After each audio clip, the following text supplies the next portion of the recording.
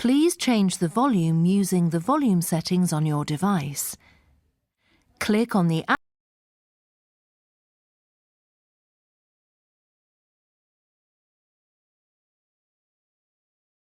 This is the IELTS Listening Test, Test 6.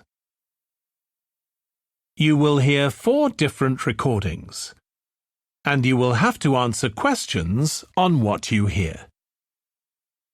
There will be time for you to read the instructions and questions, and you will have a chance to check your work. You will hear each recording once only. The test is in 4 parts.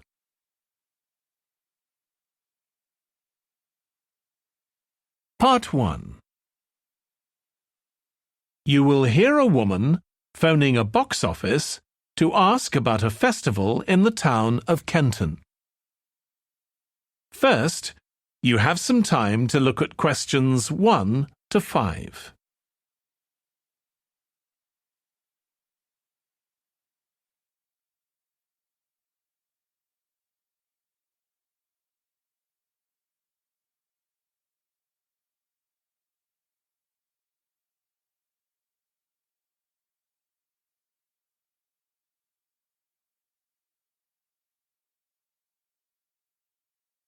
Now listen carefully and answer questions 1 to 5. Good morning, Kenton Festival Box Office. How can I help you? Oh, good morning. I'm coming to Kenton for a few days' holiday next month, and a friend told me there's a festival. She gave me this number to find out about it. That's right. The festival begins on the 16th of May and goes on till the 19th. Oh, that's great. I'll be there from the 15th till the 19th. So, could you tell me the programme, please? Well, on the first day, there's the opening ceremony in the town centre. People start gathering around 2 o'clock to get a good place to see from, and the events will start at 2:45 and finish about 5:30. OK, thanks. I'll make sure I get there early to get a good spot. The festival will be officially opened by the mayor. He'll just speak for a few minutes, welcoming everyone to the festival. All the town councillors will be there, and, of course, lots of other people. Right. Then there'll be a performance by a band. Most years we have a children's choir, but this year the local army cadets offered to perform, and they're very good. Uh-huh. After that, a community group from the town will perform a play they've written themselves, just a short one. It's about Helen Tungate. I don't know if you've heard of her. I certainly have. She was a scientist years ago. That's right. She was born in Kenton exactly 100 years ago, so we're celebrating her centenary. I'm a biologist, so I've always been interested in her. I didn't realise she came from Kenton. Yes. Well, all that will take place in the afternoon, and later, as the sun sets, there'll be a firework display. You should go to the park to watch, as you'll get the best view from there. And the display takes place on the opposite side of the river. It's always one of the most popular events in the festival. Sounds great. Before you hear the rest of the conversation, you have some time to look at questions 6 to 10.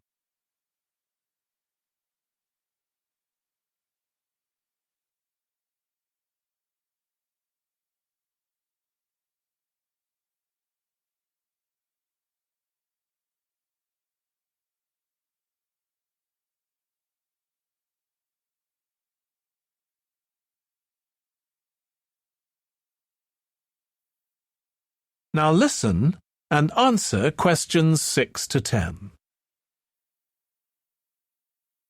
And what's happening on the other days? There are several events that go on the whole time. For example, the students of the art college have produced a number of videos, all connected with relationships between children and their grandparents. That sounds interesting. It makes a change from children and parents, doesn't it? Exactly. Because the art college is in use for classes throughout the festival, the videos are being shown in Handsworth House. How do you spell the name? Handsworth.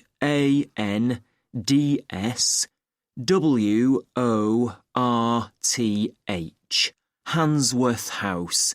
It's close to the town hall. Right. Now, let me see, what else can I tell you about? Are there any displays of ballet dancing? I'm particularly interested in that, as I do it as a hobby.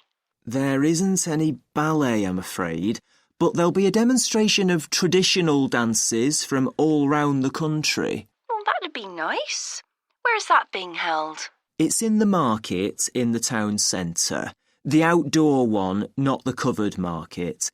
And it's on at 2 and 5 every afternoon of the festival, apart from the first day. Lovely.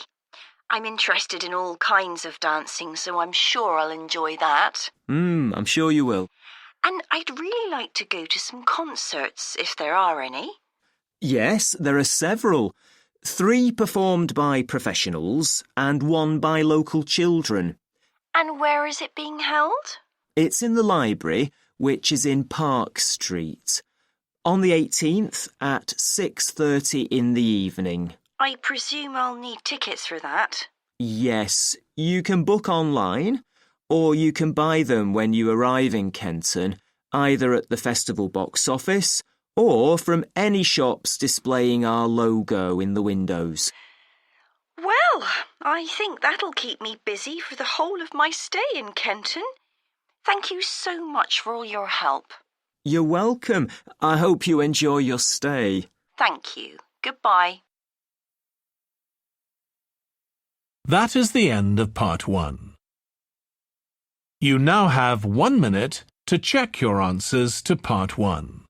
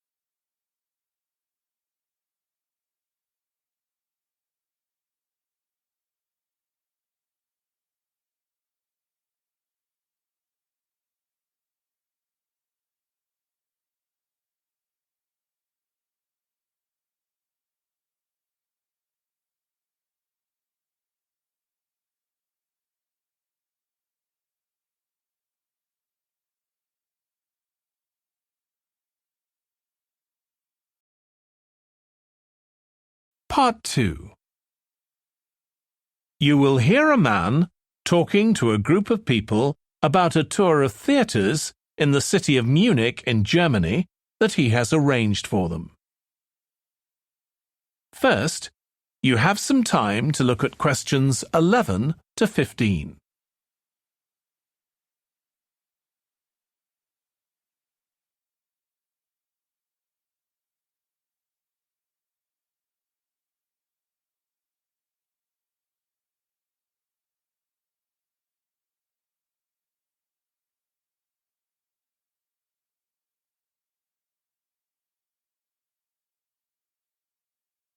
Now listen carefully and answer questions 11 to 15. Right. I've now almost succeeded in finalising plans for our tour, so I'll bring you up to date with what I know.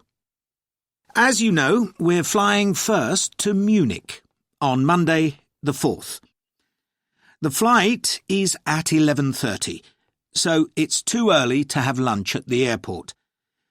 I suggest we meet there for coffee at 10, which should give us plenty of time for breakfast before we leave home.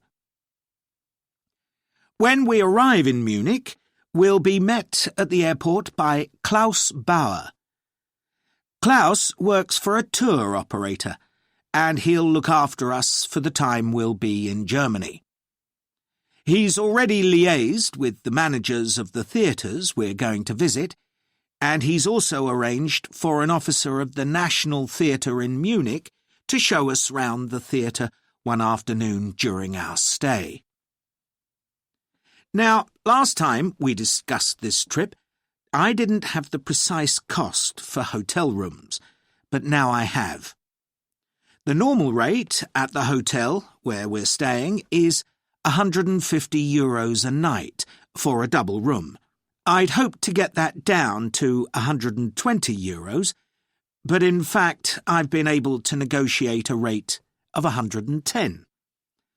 That'll be reflected in the final payment, which you'll need to make by the end of this week.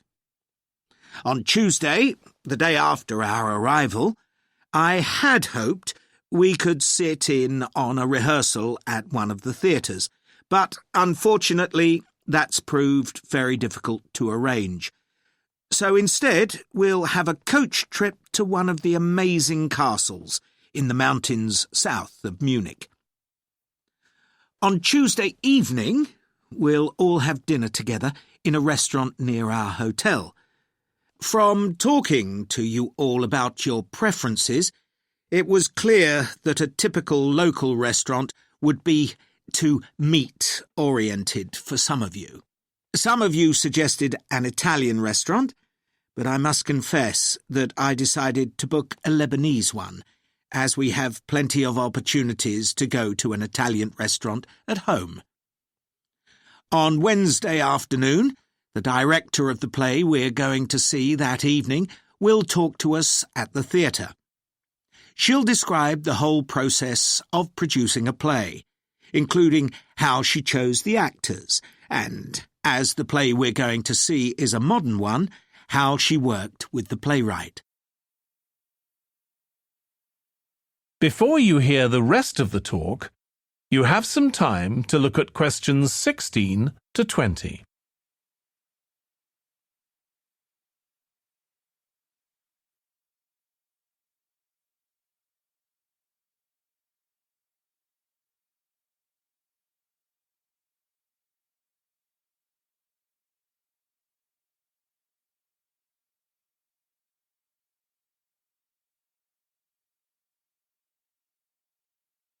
Now listen and answer questions 16 to 20.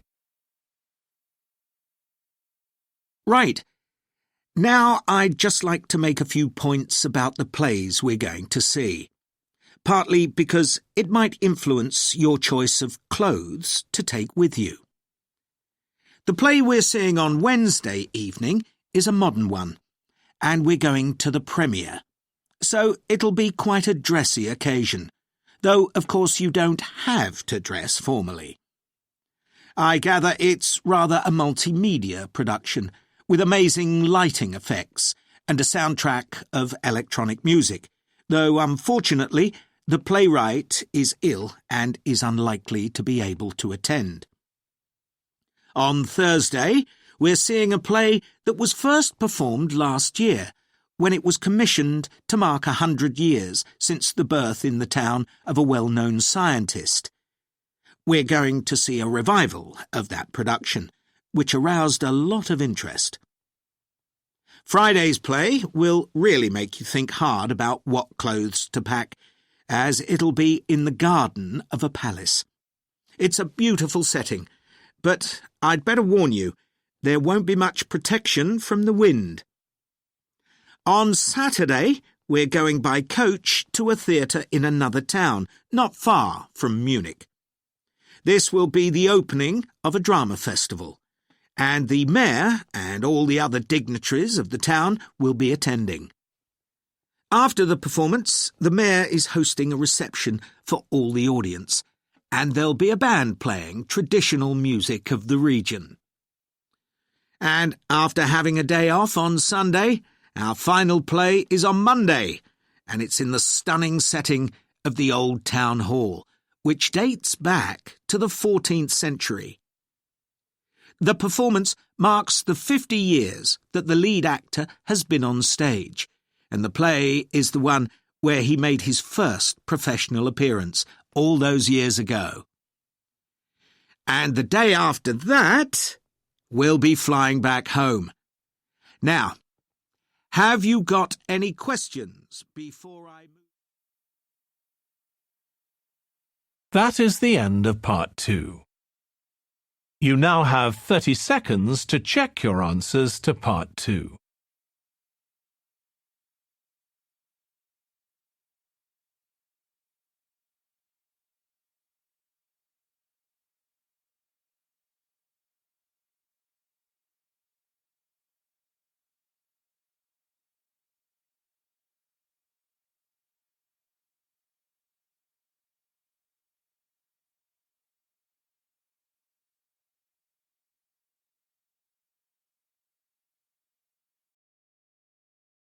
Part 3. You will hear James, who is in the Scandinavian Studies department at his university, talking to his tutor, Beth.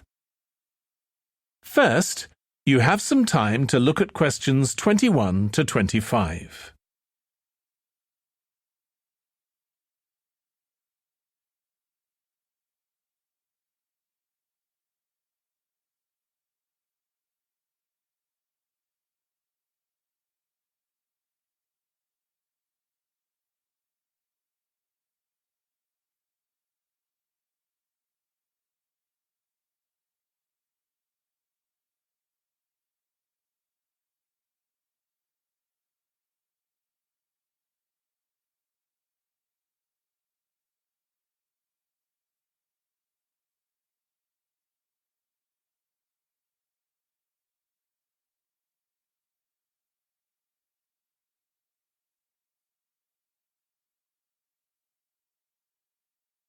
Now listen carefully and answer questions 21 to 25. Oh, good morning. You must be James. I'm Beth Cartwright. Please call me Beth. Thank you. Now, as this is your first tutorial since you started on the Scandinavian Studies course, I'd like to find out something about you. Why did you decide to take this course? Well, my mother is Danish, and although we always lived in England, she used to talk about her home a lot, and that made me want to visit Denmark. We hardly ever did, though. My mother usually went on her own. But whenever her relations or friends were in England, they always came to see us. I see. So I assume you already speak Danish, one of the languages you'll be studying? I can get by when I talk to people, though I'm not terribly accurate. Now, you probably know that you'll spend the third year of the course abroad. Have you had any thoughts about that? I'm really looking forward to it. And although Denmark seems the obvious place to go because of my family connections, I'd love to spend the time in Iceland. Oh, I'm sure it can be arranged. Do you have any plans for when you graduate? A lot of students go on to take a master's degree. I think the 4 years of the undergraduate course will be enough for me. I'm interested in journalism, and I quite like the idea of moving to Scandinavia and writing for magazines. I'd find that more creative than translating, which I suppose most graduates do. Okay. Now, how are you finding the courses you're taking this term, James? Well, I'm really enjoying the one on Swedish cinema. That'll continue next term. But the one on Scandinavian literature that's running at the moment will be replaced by more specialized courses. Oh, and by the way, if you're interested in watching Danish television programs, there's going to be a course on that the term after next. That sounds good. Have you started thinking about the literature paper that you have to write in the next few weeks? Yes, my first choice would be to do something on the Icelandic sagas. The trouble with that is that a lot of people choose that topic, and it can be difficult to get hold of the books you'll need. Why not leave that for another time? Right. You might find modern novels or 19th century playwrights interesting. I've read or seen several plays in translation, so that would be a good idea. Fine. I'll put you down for that topic. Right. So what would you advise me to aim at in the paper? First, I suggest you avoid taking one writer and going into a great deal of detail. That approach certainly has its place, but I think you first need to get an understanding of the literature in the context of the society in which it was produced, who it was written for, how it was published, and so on. I also think that's more fruitful than placing it within the history of the genre. Okay, that sounds reasonable. Before you hear the rest of the discussion, you have some time to look at questions 26 to 30.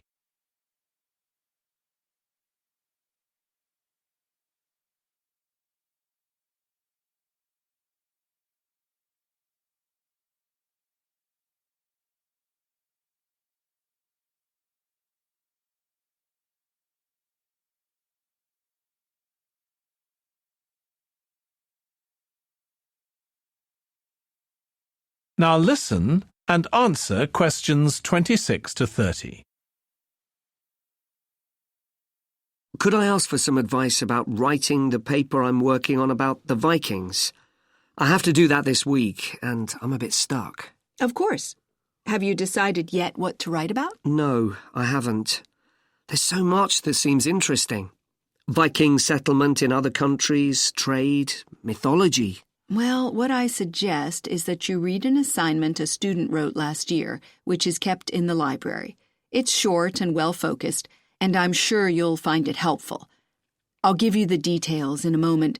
Textbooks usually cover so many topics, it can be very difficult to choose just one. Okay. I've got a DVD of the film about the Vikings that came out earlier this year. Should I watch that again?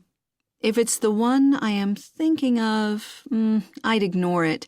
It's more fantasy than reality. But I've got a recording of a documentary that you should watch. It makes some interesting and provocative points, which I think will help you to focus your topic. Right. So then, should I work out an outline? Yes, just headings for different sections at this stage. And then you should start looking for suitable articles and books to draw on, and take notes which you organize according to those headings. I see. Then put short phrases and sentences as bullet points under each heading. Make sure that this skeleton makes sense and flows properly before writing up the paper in full. Okay. Thanks. That's very helpful. That is the end of part 3. You now have 30 seconds to check your answers to part 3.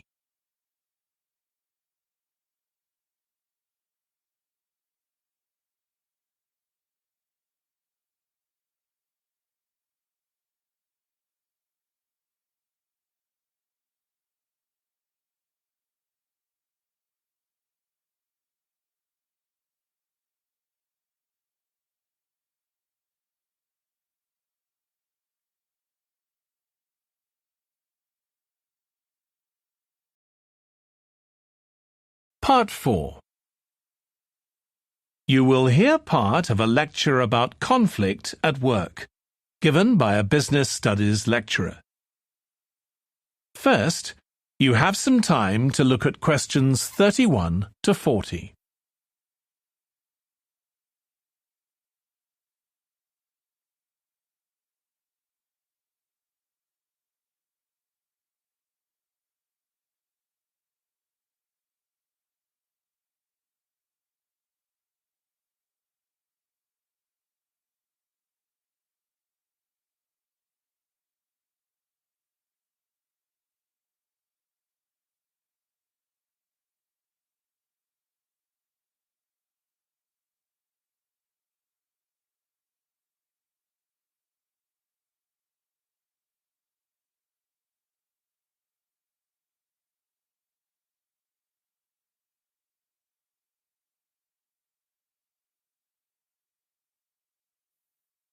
Now listen carefully and answer questions 31 to 40.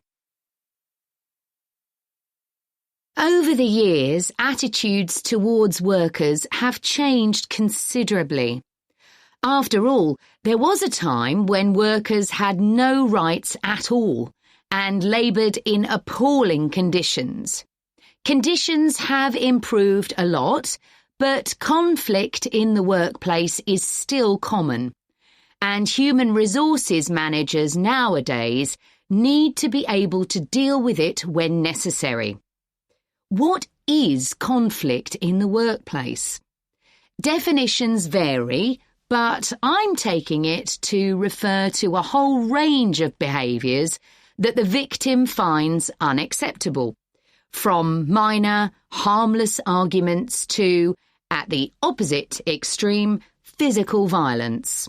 Much of this is covered by the term bullying, by which I mean one or more people behaving abusively or aggressively against another who is in a weaker position. Although all behaviour like this is a form of conflict, not all conflict can be described in these terms. As with all human behaviour, there are numerous reasons for it, but often it's caused by someone who feels the need to show their superiority over someone else, in order to feel that they aren't at the lowest level in a hierarchy or a group of people. In some cases, one person simply dislikes the other, on the basis that the personality of one is in some way incompatible with that of the other person. A general habit of optimism in one person could make them intolerant of a colleague who's constantly pessimistic. Not that that justifies treating them badly, of course. Some conflicts arise when people are more interested in promoting themselves and their team than in the company as a whole. These conflicts are called structural and could come about, for example, when a sales team believe they are the only people in the business who do any useful work and look down on behind-the-scenes administrators. Conflict obviously affects the individuals concerned. The situation is likely to be very stressful for victims, resulting in their absence from work, possibly for months. For the company, if no effort is made to deal with conflict, it can spiral out of control and even lead to the breakdown of the business.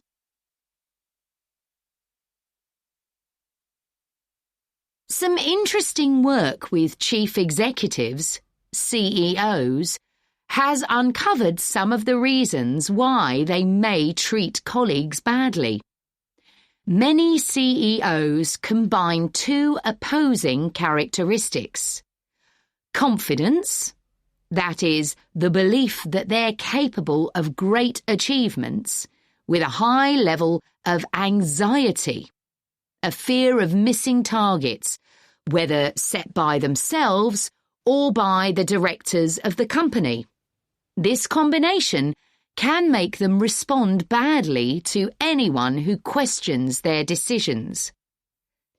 In a high-pressure work environment, such characteristics become problematic, and it's particularly difficult to tackle the situation where colleagues, managers, and board members are all trying to achieve their own visions. When they can't agree on strategic issues and on where they see the business going, there are real problems. For managers at lower levels within the organisation, it might seem that an autocratic form of management, where the chief executive gives orders and everyone else has to obey, would see more conflict than others. Interestingly, though, a company with a more democratic business model can suffer more when uncertainty about who to report to leads to conflicting demands. Now I'll say a little about dealing with the type of conflict that has harmful effects. Of course, the ideal is to prevent it arising in the first place. A good manager at any level will make efforts to earn the respect of the people they work with, particularly those who report to them. That will involve politeness in all communications and treating them as equals who happen to have a different role within the organisation. Sometimes, of course, conflict does occur and can get out of hand. In such cases, the Human Resources Department often gets involved. However, if one of the parties in a conflict sees human resources as simply a mouthpiece for the chief executive, then an external mediator might be able to help. By talking to both sides and trying to find the truth of what's been happening, they can build a clear picture of the situation and give feedback that both sides will accept, precisely because they're independent. That is the end of part 4. You now have 1 minute to check your answers to part 4.